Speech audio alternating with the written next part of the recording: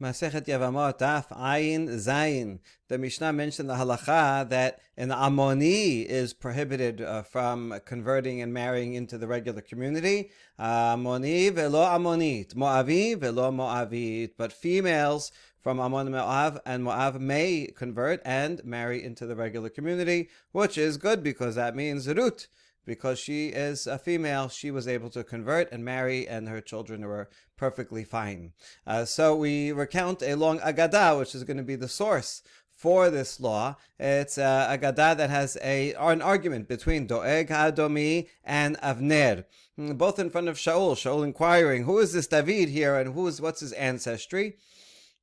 And Avner is trying to defend David, that he's kosher, but Doeg, he says, Moni velo Amonit, Moavi velo Moavit, but Doeg Adomi keeps challenging this with very learned arguments. Well, if you're going to say that, then how about Mamzer and not Mamzeret, Mitzri and velo Mitzrit? But we don't say those halachot, so if it's just about the masculine form, then you should apply it equally to everyone. Avner responded and said, well, look at the reason, because they did not come and bring food and water when Bnei Yisrael were in the desert. That's why the men should be punished, because it's their way to come. Doeg Adomi said, well, maybe the women should also come and greet the women with food. Men greet the men, women greet the women. Avner had no answer to that. So finally, they realized that they didn't know the halacha, so they went to the Bet HaMidrash, and in the Bet HaMidrash they confirmed what Avner said, Amoni velo Amonit, Moavi velo Moavit. That's where we ended so far, but that's not where the story ends, because Doeg Adomi comes to the Bet Midrash too, and he asks them the very same questions that we didn't answer. Akshilehu Doeg kol hanekushyata ishtiku. And in the Bet Midrash, the sages there had no answer to his question. They didn't know. It's a good point. Maybe the woman should have come also, and so women also should be prohibited from converting and marrying to the community. So Doeg said, look, they have no answer. So he wanted to proclaim right there and then that David is disqualified from even marrying into the community, not to speak of actually being king. And that's it. He would be out. He would be declared illegitimate. But someone came and saved the day. Miyad v'amasa ben ish ushmo Yitra hayisraeli asher ba el Avigail bat Nachash uchtiv yeter hayishmaeli. Then this person came. He's mentioned in Shemuel as Yitra HaYisraeli. Fine, he's an Israelite named Yitra. The same person is mentioned in Divrei Yamim, slightly different form of his name, Yeter, and here he's called a Yishmaeli. So what's with this guy? What is he? So we answer, he was actually an Israelite. So why was he called an Ishmaelite? Amar Rava melamed shechagar charbo ki-Ishmael ve'amar kol mi she'eno shomea halacha zo yiddaker b'cherev. So he acted like an Ishmaelite who turned to violence, and it was a time of serious need. I mean, the whole dynasty would fall based on this, and so he grabbed his sword like an Ishmaelite, and he said, anyone who does not follow this halacha that the Bet Din said, Moavi velo Moavit, I will stab him with the sword. Because kach mekubelanim Bet Dino shel Shemuel haramati, Amoni velo Amonit, Moavi velo Moavit. He's not only doing it by threat of violence. That by itself is not a legitimate legal argument, but he does have a tradition from the Bet Din of Shemuel that says Moavi and not Moavit. So there you go. It's just a tradition, and you better follow it. And so he was able to save the day, and Doeg was not able to proclaim the dynasty of David to be illegitimate. Okay, now we ask about the Omi Meheman. Can we trust his testimony that he heard from this from Shemuel's Bet Din? From Shemuel himself, from his Bet Din, Mi Meheman, V'amar Rabbi Abba Amar Rav, Kol Tamid Chacham. Shemore halacha uba im kodem maaseh amara shomin lo im lav en shomin lo. This is a very important principle that if any sage comes and brings a halacha, he says, oh, I have a tradition. If he says the tradition before an actual incident, then we trust it, right? Because he said it independently before anything happened. He already says, I have this tradition, so we can trust this is a true tradition. But if not, if there's some incident that happens and it already becomes a controversial matter, and then afterwards someone comes and says, oh, I have a tradition about this, right? All the more so if they're actually involved and may have something personal to gain, then we cannot trust this tradition, right? Maybe they made it up to defend themselves. So in this case, would fall into the second category. He only said that he knows this tradition of Shemuel Mati after the challenge of Doeg Adomi, so it should not be trusted. So why are we trusting it? We answer, Shmuel Betino Kayam. In this case, Shmuel's Betin was still around. This is the time of Shaul and David. Shmuel and his Betin are still there. You can go and ask them. So this is a verifiable tradition. So people aren't going to just go and lie and say, oh, he told me X. Well, you're not going to lie because someone could go and ask them and he'll be found to be a lie. So that's why we trust him in this case. But in general, if the Betin wasn't around, then you're right. We cannot trust a report of a tradition after the issue is already live. Okay, Mikol Makom Kashya. Good, so that ends the drama of that story, but we still want to know what is the real answer to Doeg Adomi's question. He asked a good question, just like, so what? The reason why Ammon Moav are prohibited because they did not come and greet Bnei Israel and help them. And the men should have greeted the men. The women should have greeted the women. So the women are responsible also and should not be able to convert. That's Doeg Adomi's claim. What do we answer? So,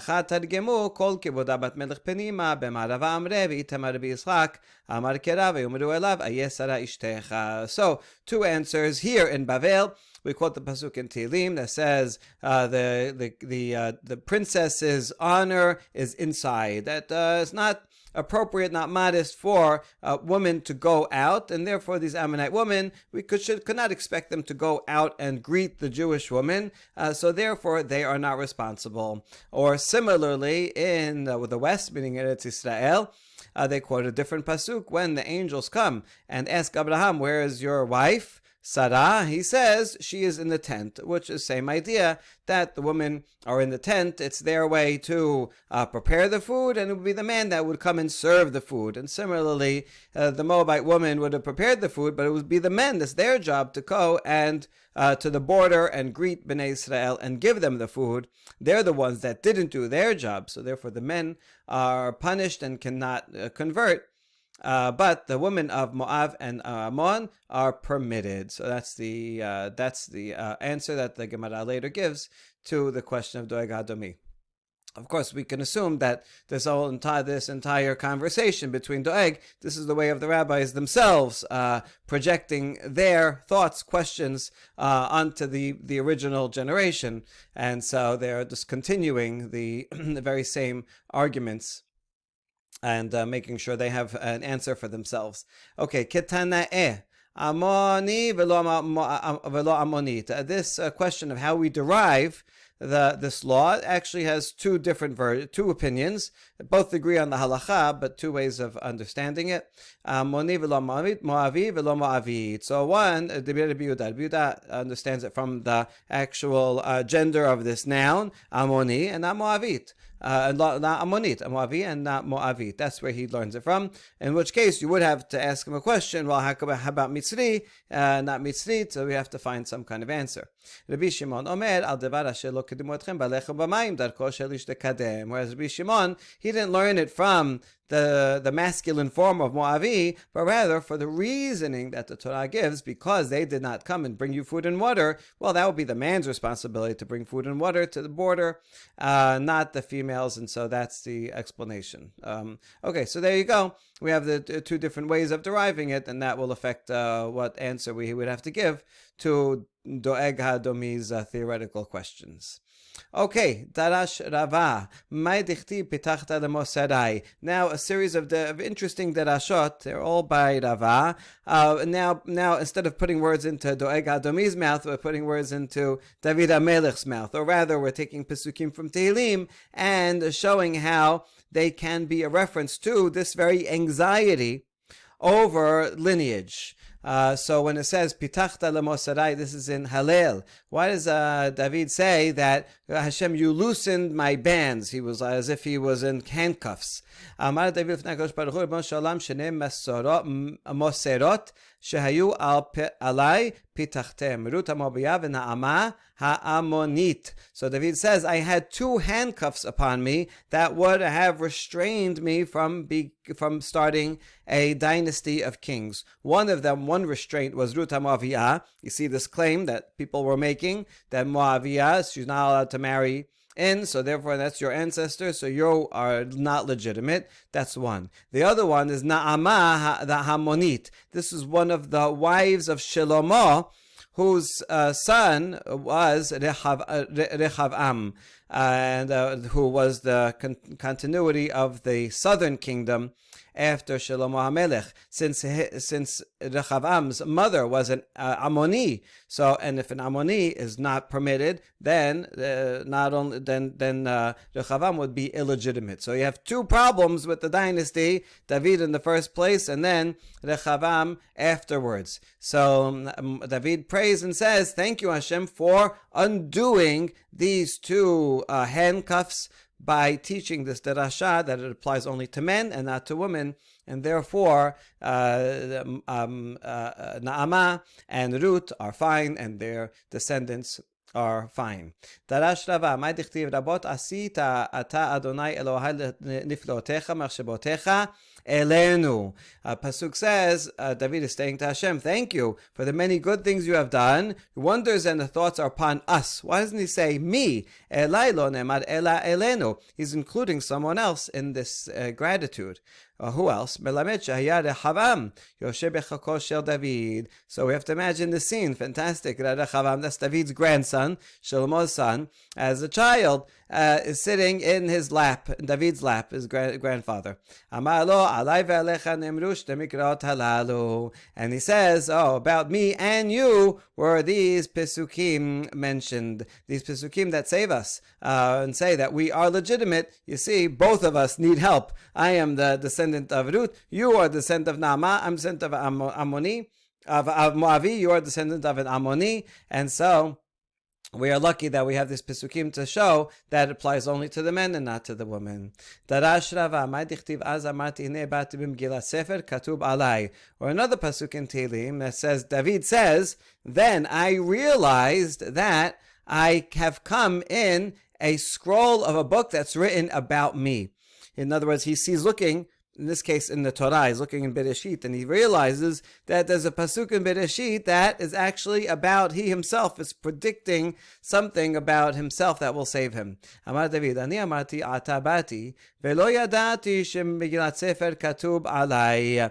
I have come only to now in my life, ata bati, here I am now, and I've been reading the Torah all this time, and I never knew that there is a reference to me in this book, in the Chumash, in Bereshit. Hatam ketiv animsaot, hacha ketiv masati David abdi b'shemen kodshi meshachtiv. There in Bereshit, when the angels go to Sodom and they tell Lot, listen, the city is being destroyed. You have to leave, you and your wife and your sons and your daughters, your two daughters, hanimsaot, that are found here. These were two unmarried daughters. So what does it mean, hanimsaot, that are here? So a simple peshat is that they're here in Sodom. They're going to be destroyed. You better bring your daughters out. Now, who are these two daughters? These are the ones that after they leave Sodom, they think the world is being destroyed. They think the world is empty. They're the only survivors. And so they put their father to sleep, and they are they conceive with him, and they are the progenitors of Ammon and Moab.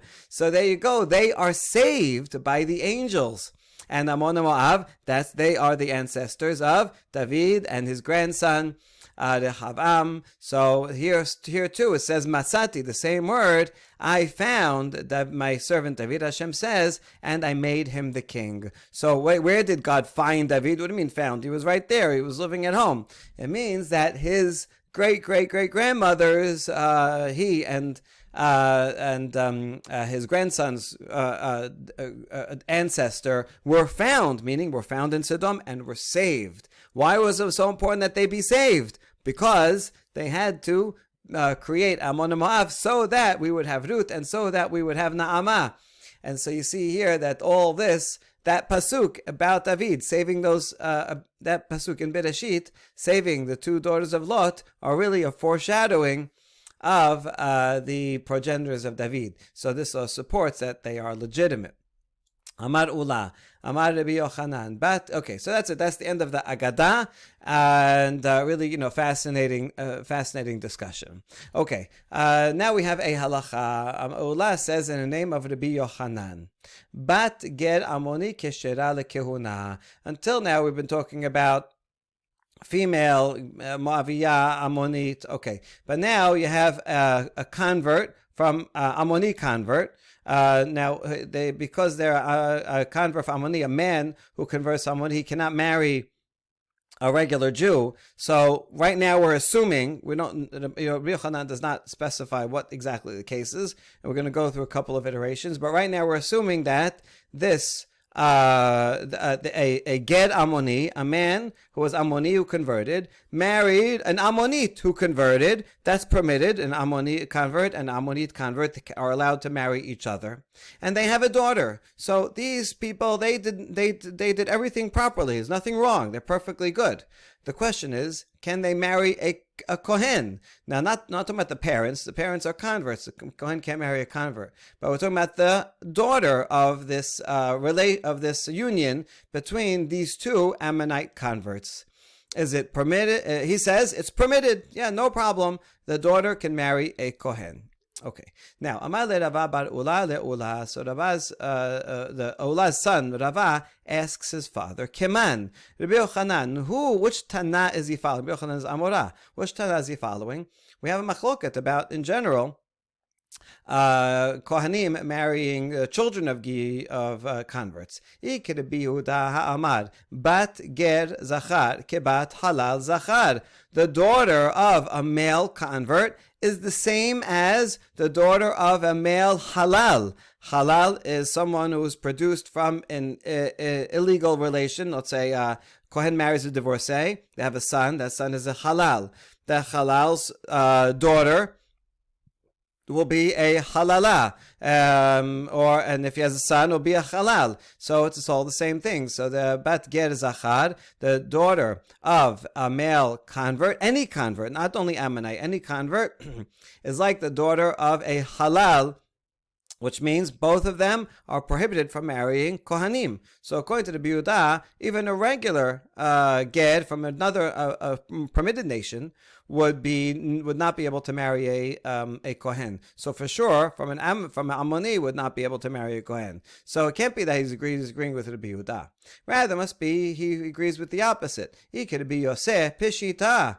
Ha'amar af ger shenasa giyoret bito keshera lekehuna. Must be following Rabbi Yoseh, who's lenient, because Rabbi Yoseh said that a male convert who married a female convert, good, two converts married each other, that's good. The child is permitted to a Kohen. For sure, if it's one father was born Jewish and and the mother was convert, or the other way around, for sure that would be good. Rabbi Yosef even says if two parents are converts, the daughter can marry a Kohen. So he's super lenient. Well, it can't be Rabbi Yosef either, because then it would be Peshita. Obviously, this would be true. Why would you distinguish between Ammoni, Ammonite, and between any other Ged and Giyoret who have a daughter who can marry a Kohen? So that's his question, right? Who's he? He's definitely following Yehuda, because Yehuda is too stringent. But what would be the chidush to say this according to the Yosef? So here's a possible answer. Maybe the Rabbi Yosef only permitted a case where it's a convert from a nation who is allowed to marry into the Jewish people, right? Just any random nation, they convert, they can marry a Jew. That's no problem. That's where, if they marry each other, the daughter can marry a Kohen. But if it's a nation that cannot come into the Kahal, like an Ammoni, all right, and that's what he's talking about, Ammoni, then I might think no. And that's why Rabbi Yochanan says, no, even Rabbi Yosef would agree. So maybe that's the chidush. Okay, then that would all make sense. So this is a good answer. But minale, why would someone derive such a law that this would not be okay, that would be prohibited? Why would you even think such a thing? So, well, you might think as follows. So now we're going to go to a long proof that of why one could prove that if you have a case of Ammoni, Ged Ammoni and Ged Ammonit, who have a daughter, that the daughter would be prohibited to a Kohen. That's what we're going to try to prove, and that would be good if we can prove that. Then they'll know what Rabbi Yochanan's chidush was, that Rabbi Yosef permits even in such a case. Okay, so what's this proof? The alif mi Kohen gadol ba'almana. We'll make a comparison. We're going to compare various types of relations that produce a daughter, and the daughter is permitted or not permitted to a Kohen. So if you have a Kohen Gadol to an Almanah, that's a prohibited relation, and the daughter is prohibited. If they have a daughter, she's a halala and prohibited to a Kohen. So we can learn it from there. That's the same thing. But we reject this. That's not the same. Kohen Gadol ba'amana can be ato ba'avera. Kohen Gadol mana, they are not allowed to be married to each other. That's why their daughter cannot marry a Kohen. But that's no proof for a case here of an Ammoni and Ammonit. They are permitted to marry each other. They did nothing wrong. So that's not the same. Maybe in that case we would permit the daughter to marry a Kohen. All right, so you know what? We'll bring in yet another comparison. Halal yochiach. Halal, who marries a woman, their daughter is going to be a halala and cannot marry a Kohen. And so that's a similar case, right? Because halal actually is allowed to marry a Yisrael, and so it's a permitted marriage, not like Kohen Gadol Mana. It's a permitted marriage, and nevertheless, they produce a daughter who cannot marry a Kohen. So we'll learn from there that Ammoni Moavit case, that's why their daughter cannot marry a Kohen. But we reject this too, because it's not the same. The halal was produced through a sin. His parents must have done something wrong, must be in a Kohen to a divorcee, for example, and that's why he became a halal, which is not true of the Ammoni and Ammonit. They were not produced in sin. They're perfectly normal people. So Kohen Gadol yochiach. Well, we can bring back Kohen Gadol because Kohen Gadol was not produced in sin either, and yet his daughter is prohibited. Sevechazad hadin, and so we go round in circles, right? Each one has an aspect. Both Kohen Gadol and Halal have an aspect that's similar to the Ammoni and Ammonit, and each one has something that's different. So you know what? We'll take them together and bring the common denominator. Lo re'izeh k're'izeh. This aspect of one case is not like the one aspect of the other case. V'lo re'izeh k're'izeh, and so vice versa. Hasad hashaveh shebehen. But what's the common denominator between Kohen Gadol to Amanah and Halal marrying a Yisrael? In both cases, their daughter cannot marry a Kohen, and both of them kind of cancel each other out in terms of how they're different from the Ammoni and Ammonit. Sheno berov kahal. Both of the cases that we're learning from are different from the majority of the congregation. The Kohen Gadol is different from everybody else because he cannot marry an almanah, and he does in this case, which is prohibited. Halal is different from most people because his parents had a forbidden union, and so they each have some difference from the majority of the congregation, but they have in common, that one thing they have in common, and they have in common that their daughter is pisula, bito pisula, cannot marry a Kohen. Afkan, sheno berov kahal, ubito pisula. So too, an Ammoni convert is excluded from the majority of the congregation. Is not the same. He cannot marry a regular Israel. He can only marry another convert or other people that are that second different class. And so should be the same that we should say the daughter of Ammonit converts, their daughter should be disqualified from a Kohen. So that would be all the proof that why we would say that Ammonita's daughter cannot marry a Kohen, and so that's what we would think, and that's why Rabbi Yochanan says, no, I think it's okay, and he follows Rabbi Yosef. That when they say, oh, Rabbi Yosef would agree with this. That's all the chidush. So we needed to make this whole proof in order to explain why Rabbi Yochanan needed to say what he had to say.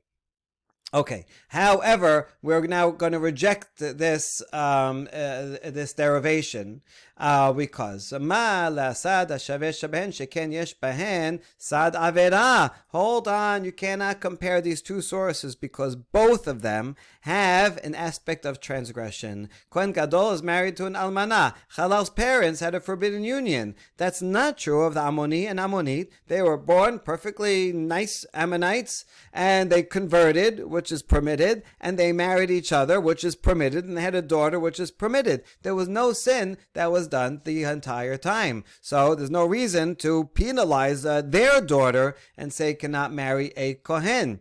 So we cannot learn from them. Dilma vadai ba'amoni shenasa bat Yisrael ka'amart. Oh, so we go back and we say, you know what? When Rabbi Yochanan up here said, Bat Ged Ammoni Keshara Likihuna, it was not talking about a male Ammoni who converted and married an Ammonite convert, but rather we're talking about a Ammoni who converted and married a Bat Yisrael, which is prohibited. Nevertheless, the marriage does take effect. And so that's what he said, that even though this is a prohibited relation, and they shouldn't have done that, nevertheless, their daughter is permitted to marry a Kohen. Hafagav de bi'ato ba'avera, bito keshera. Wait a second, would you say that? Even though this relation is a transgression, would you say the daughter can marry a Kohen? Amar le'in. And Ula said, yes, that's exactly what he said. It is permitted. As you know, Rabbi Yochanan, bat ger Ammoni, ubat Misri sheni. Rabbi Yochanan amar keshera, v'resh Lakish amar pesula. Rabin came from Eretz Yisrael to Bavel, and he reported this case in the name of Rabbi Yochanan, that a man who was an Ammoni, who converted, and then he married a Jewish woman. Although that's not permitted, nevertheless, the child is kasher. Similarly, a bat Mitzri sheni, a Mitzri of a second generation who married a Jew, also not allowed because only the third generation is allowed. Nevertheless, their daughter is permitted to marry. And so there you go. That's Rabbi Yochanan's opinion. Can marry even a Kohen. That's not exactly what he said up here. So this supports that interpretation. V'resh Lakish amar pesula. Lakish disagrees and says no, not allowed to marry a Kohen. Why does Shakish say no? Because he'll compare this to a Kohen Gadol Amana. That's a prohibited relation, and their daughter, if they have a daughter, cannot marry a Kohen. So same thing here, prohibited relation. Why does Yochanan say it's okay? Well, for that, we're going to see the following conversation. We're going to actually see three different versions of this. Detane Rabbi Zakai, Kameh de Rabbi Yochanan. This is not Rabbi Yochanan ben Zakai. This is just Rabbi Zakai. He lives much later. Time of Rabbi Yochanan, early Amoraim. Rabbi Yochanan ben Zakai was an early Tana. Okay, so we have a baraita that Rabbi Zakai taught in front of Rabbi Yochanan. So it is a baraita that says, Ki im betula me'amav yikach isha lavi giyoret mikana shehi keshera lichuna. That's the Braita. Says, quoting regarding a Kohen Gadol, says he has to take a betula me'amav, from his own people. From his own people. That's going to be key. So what does that mean? What does that come to include? It comes to include a convert who is an established convert, kana. Like al-kano, on its foundation. That refers to someone whose both parents are converts. So both two people converted, married, and they have a child. That child is allowed to marry a Kohen. So that's what it means, me'amav. Okay, so that's the Braita. Ve'amar le. And then Rabbi Yochanan told, as Rabbi Zakai, Ani shone amav me'amav.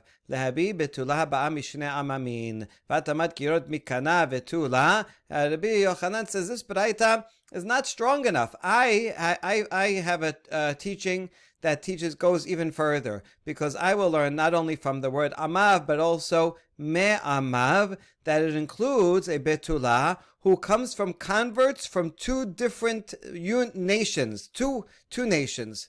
And you tell me just if it's an established convert, that both their parents are converts, which sounds like it's only one nation. I would say even if they're from two nations. And all you teach is that? Okay, that's the conversation. We have multiple levels. We have the Braita, which is Tanaitic. And then the conversation between Rabbi Zakkai and Rabbi Yochanan. Rabbi Yochanan tells him that. And now the Gemara itself later is going to analyze their conversation. It says, what does it mean by two nations? If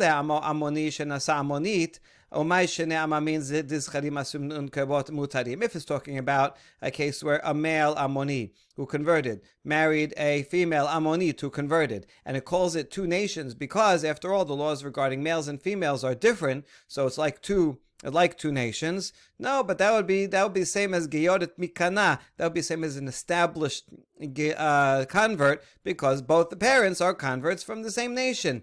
So it can't be talking about Ella B'Amoni Shenasa Bat Yisrael. Rather, this must be talking about an Ammonite man who converted, who married a Bat Yisrael. That's two totally different nations, an Ammonite and a full Jewess who married each other. Although they were not allowed to marry, the marriage is valid, and the child can marry a Kohen, and that's the point here, right? Me'amav, Yikach Isha would be permitted to a Kohen. So we see from here that, according to Rabbi Yochanan, the case of this illegal marriage of an Ammoni, Ger Ammoni, and Bat Yisrael, the daughter is permitted, and that's exactly how we interpreted Rabbi Yochanan right above. Okay, that's one version. Second version of that same conversation. The beginning is the same. They quoted the same Baraita. But Rabbi Yochanan adds now another sentence. So far that's the same. But now Rabbi Yochanan says another phrase. That's the extra words.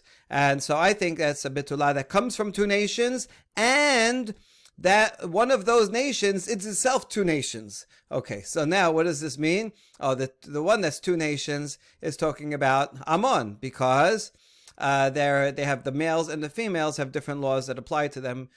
Females can convert and marry, males cannot marry into the regular Jewish nation. And so if you have a betula who is from two nations, meaning an Ammoni and a Bat Yisrael, the daughter is allowed to marry. And you tell me that? So this one is clear. In other words, it ends up with the same thing, but it doesn't need the extra discussion because the answer is built into it. Probably, most likely, the first version is the original, and it was not clear, and so we did this discussion, and eventually it was transmitted together with the clarification. Maybe that accounts for the second version of this Braita. Okay, according to the second version, we just have a follow-up question. Hachli shana bat misri sheni dikshera lekehuna mina le. According to the second version, since it limits it only to an intermarriage, meaning a Jew and a convert, that's the Shnei Amamim here.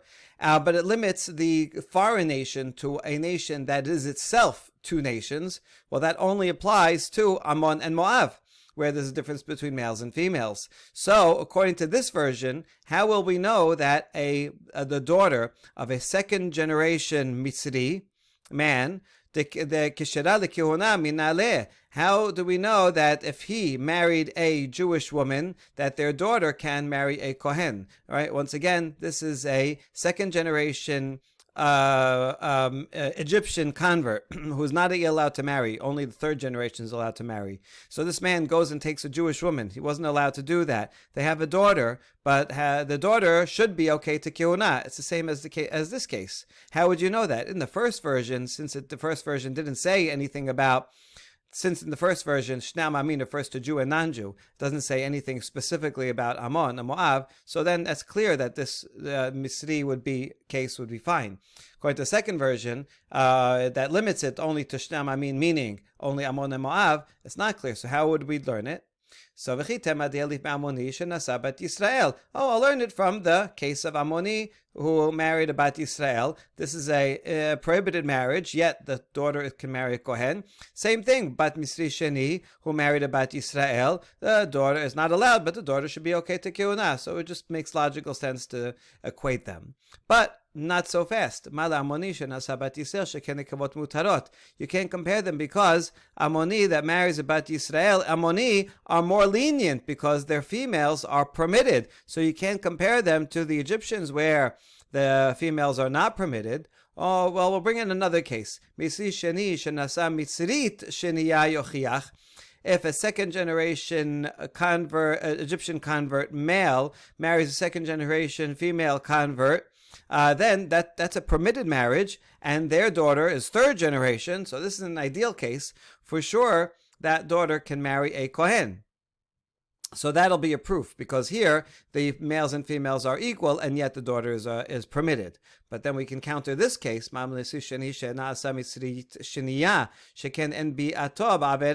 but in this case, the second generation married another second generation Egyptian convert. Their union is not a transgression. So you can't bring that as a proof for the Bat Misri Sheni that marries a Bat Yisrael, where it's a transgression. So maybe it's more lenient here that the daughter can marry a Kohen, but not in the intermarriage case. It's not intermarriage. She's a convert from a second generation to a Bat Yisrael, where it's prohibited. So Ammoni shenasa bet Yisrael yochiach v'chazar hadin. Noah will take both of these cases. Number one, the Ammoni who marries a Bat Yisrael, that's a prohibited case, and the daughter is permitted. And we'll take this second generation Misri, which is permitted marriage, and the daughter is okay. And so we cancel the unique features away. This has a unique feature that it applies equally to men and women. This has a unique feature that it's a prohibited relationship. And so those will cancel out. We take the common denominator, and we'll use that common denominator to teach regarding the second generation Egyptian who marries a Jewish woman, that the daughter also is permitted to marry a Kohen. Okay, good. So now, according to both of the versions we just had, as permitted. One note on what we just said, Amar Rav Yosef, Hainu deshama'na le Rav Yehuda damar amav me'amav ve'layadana mai kamar. After Rav Yosef heard what we just discussed, he says, oh yeah, one time I heard Rav Yosef saying amav me'amav. He was studying this sugya. I didn't hear the whole thing that he was saying, and I didn't know what he was talking about. But now that you tell me this, that there was a whole discussion between the Rabbi Zakkai and Rabbi Yochanan regarding amav me'amav. Oh, now I understand what he said. Okay, so that's a fun story. He kind of just remembered that snippet, and now he has the context. Okay, next we have the third version of this conversation. Ki ata Rav Shemuel bar Yehuda amar. He came from Eretz Yisrael to Bavel.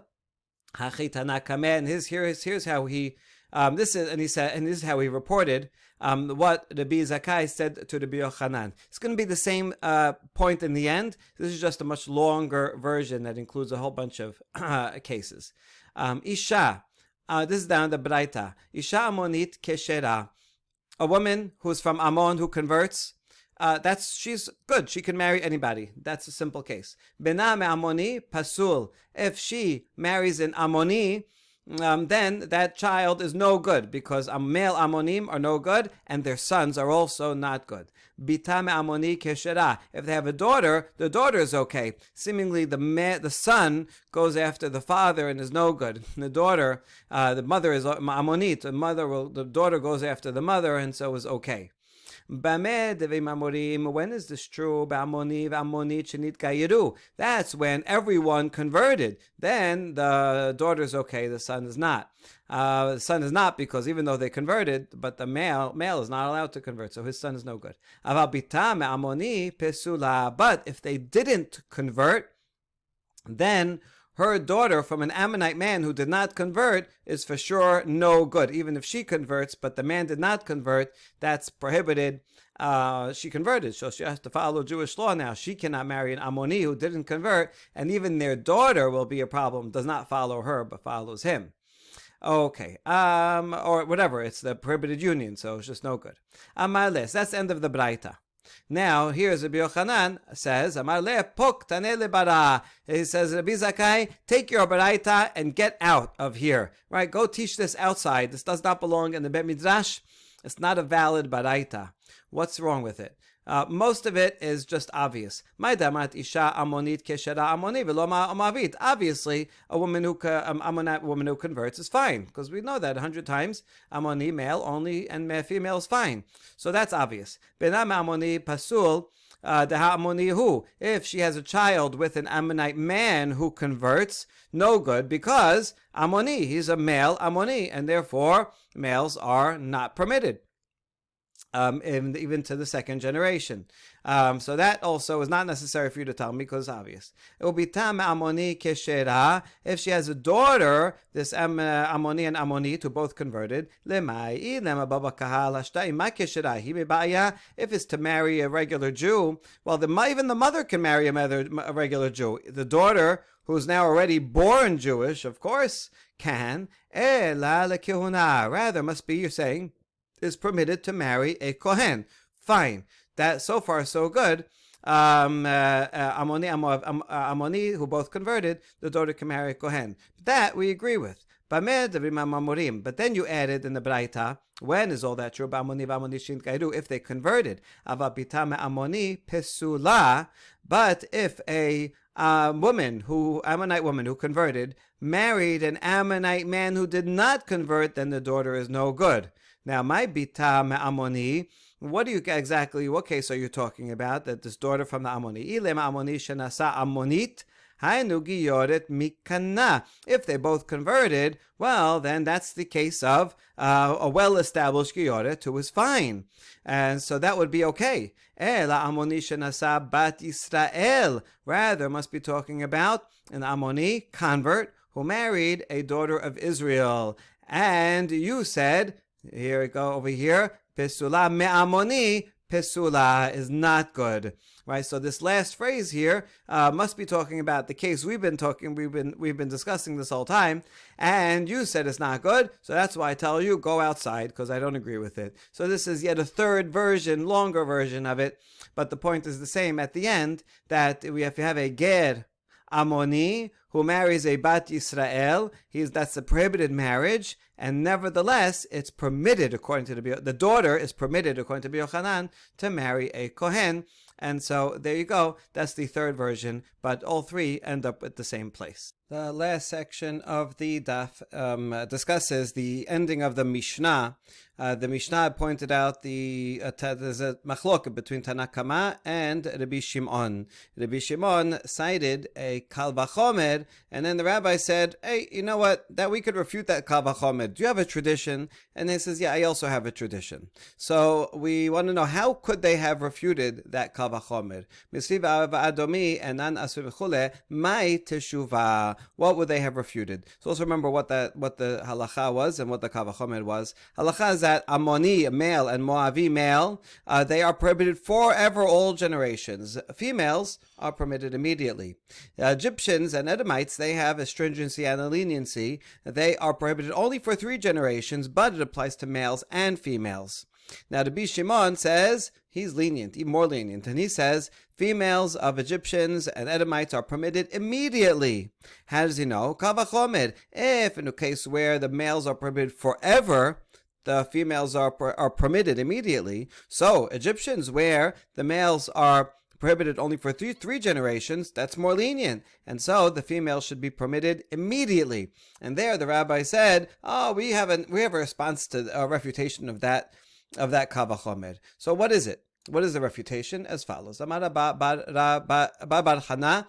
Amar Rabbi Yochanan, Mishum Dika Lememad, Arayot Yochichu Shelo Asar Bahen Ela Ad Shelosha Dorot Echad Zecharim Echad Nekebot. So they could say, look at cases of incest where the Torah prohibits only up to 2 generations. In other words, a grandfather with a daughter and granddaughter. That's it. Midoraita doesn't go past granddaughter. So it's only 3 generations, and yet it's prohibited to both a son of his daughter or daughter of his daughter, right? Both through his male and female line are prohibited. And so you can have such a thing that is only 3 generations, and yet it applies to males and females, so too for Egyptians. But then we reject that. Hold on, that has a stringency. Adayot have a stringency that's karet, whereas marrying an Egyptian does not have karet. Just says that you have to wait those 3 generations, wait till the 3rd generation, then it's permitted. So it's a lav that we derive from an aseh. So it's no karet there. When we say mamzer yochiach, a mamzer, if a mamzer goes and marries a regular, he's not allowed to marry a regular Israelite. If he does, there's no prohibition of karet, and yet mamzer applies to men and women. So that will prove that the fact that there's karet or no karet does not matter. But then we say no. Mamzer is prohibited for all generations. So that's too stringent. Also, adayot is not only three generations. So that will prove that it doesn't matter whether it's more generations or not. Vechazad hadin. So we go around in circles, and then we stop and we take the common denominator.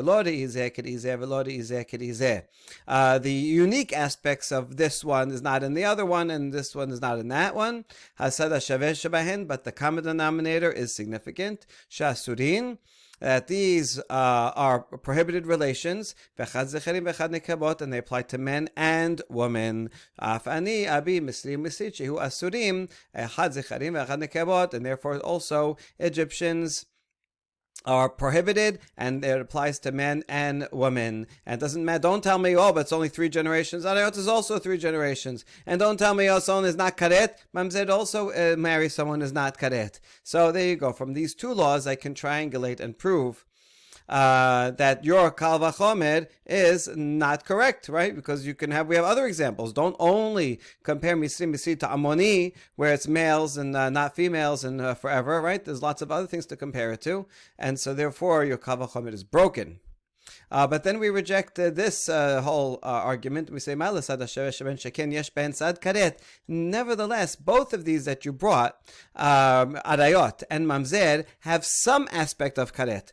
Arayot is Isur Karet, and a Mamzer results from a union that was Karet. And so both of them have an aspect of Karet, whereas in Egyptian, they, let's say, 2 converts, Egyptian man and Egyptian woman, they marry each other. There's no prohibition at all. That's perfectly fine, and yet they have to wait a couple generations, and so there's no karet anywhere in the entire story there. So you cannot compare that to Misri and Misrit. So that's a good point that Rabbi Shimon could use to uphold his kal vachomer. But Rabbanan and the rabbis who reject it will say, I'll bring in yet another case. Mehalal techayve aseh Rabbi Eliezer ben Yaakov. A case of halal, for example, almanat kohen gadol, where it's a chiyuv aseh. The mitzvah says he has to marry betula me'amav yikach isha. From the aseh, we learn that he cannot take a be'ula. And assuming we follow the opinion of Rabbi Eliezer ben Yaakov, he said that even prohibition that comes from a lav that comes from an aseh will result in a halal. And so you see halal here, there's no karet anywhere, not up and down the whole system. There's no karet, and nevertheless, it produces a child who cannot marry a halal, who cannot marry a kohen, and so too we can use that. This by itself would not be sufficient, but if we bring this together with the other 2, then we can break the kal vachomer. Okay, so there you go. That's how you break the kal vachomer. Now, the last sentence that Rabbi Shimon said is my loki. He said, no, actually I have a tradition. Now, if you had a tradition the whole time, so what's with the kal vachomer? The kal vachomer is not good, we just said. So how come Rabbi Shimon liked his kal vachomer in addition to his tradition? Here's what he said. I don't follow Rabbi Eliezer ben Yaakov, and I don't think that this case of almanah kohen gadol would produce a halal. So I don't think that I don't agree with this proof that you brought here. So therefore, this problem that you brought here. Therefore, my kal vachomer, according to me, stands. But for you, לדדחו דסבירה לחוד לכו כרבי אליעזר ben Yaakov, הלכה אני אומר. But according to you, and you do follow Rabbi Eliezer ben Yaakov, and you do think that even when there's no karet at all, you still produce a problematic child, and therefore you don't like my whole kal vachomer because you use this to break the kal vachomer. So for you, I'll tell you, I have a halacha as well. But for me personally, I don't, even without the halacha, I could learn this from a kal vachomer, and that explains the details of the conversation that we find in the Mishnah. Baruch Adonai Le'olam, Amen ve'Amen.